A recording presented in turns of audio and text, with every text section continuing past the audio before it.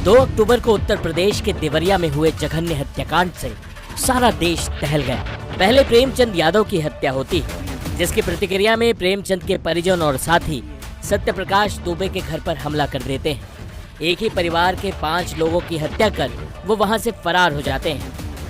इस मामले के सामने आते ही सीएम योगी ने सख्त जांच के आदेश दिए थे। देवरिया के 15 अधिकारियों को निलंबित भी कर दिया गया है। लेकिन अब इस कहानी में एक नया मोड़ आ गया है। गांव के एक चश्मदीद ने दावा किया कि जब प्रेमचंद और सत्यप्रकाश की लड़ाई हुई तो वो उसी जगह पर मौजूद था। उसने अपनी आंखों से सब कुछ देखा था। गांव के ही इस चश्मदीद ने पहचान न जाहिर करने की शर्त पर बताया, मैंने देखा कि प्रेमचंद यादव ने सत्यप्रकाश से कहा, पंडित जी मुकदमा लड़ने से कोई फायदा नहीं है, यह कई पीढ़ी तक चलेगा। आपको रुपए की जरूरत है, हम रुपया दे देंगे आपको, आप कर्ज चुका दीजिए, सुलह कर लीजिए। इतना सुनते ही सत्यप्रकाश ने प्रेमचंद को थप्पड़ मार दिया। इस बीच किसी ने प्रेमचंद के सर पर भारी वस्तु से वार कर दिया। प्रेमचंद जमीन पर गिर गया और उसकी मौत हो गई। सत्यप्रकाश ने लोन पर ट्रैक्टर भी लिया था, जिसकी तहसील से आर्थिक कट हुई। कुछ समय पहले पंचायत फोन पर इस संबंध में फैसला किया गया था। इसकी जानकारी प्रेमचंद को हो गई थी। प्रेमचंद ने सोचा था कि अगर वह सत्यप्रकाश के लोन के पैसे चुका देगा तो सत्यप्रकाश उससे सुलह कर लेगा। लेकिन यही बात गांव में इतने बड़े हत्याकांड की वजह बन गई।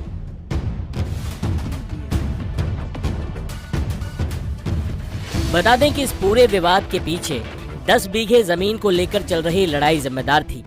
बताया जा रहा है कि सत्यप्रकाश दुबे के भाई ने अपने हिस्से की 10 बीघे जमीन गांव के ही प्रेमचंद यादव को दे दी थी, जो इस जमीन को जोत बो रहे थे।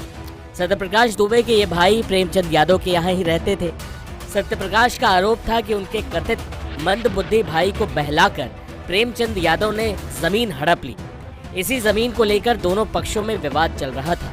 मामला कोर्ट में भी था।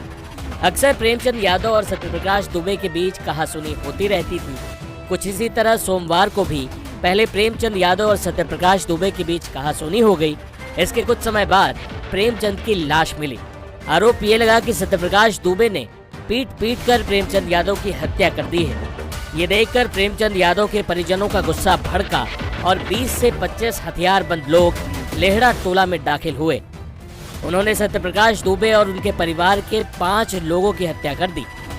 महज 20 मिनट में भीड़ ने पूरे परिवार पर गोलियां बरसाई, धारदार हथियार चलाए और फरार हो गए।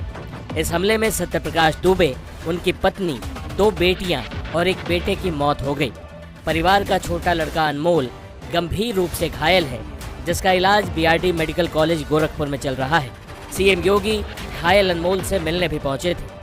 जाते जाते अपने माँ बाप, 2 बहनों और एक भाई की चिता को मुखाग्नि देने वाले परिवार के बड़े बेटे देवेश की बात सुनिए, जो उस रोज सिर्फ इसलिए बच गया क्योंकि वो घटना वाले दिन भागवत कथा कराने दूसरे गांव गया हुआ था।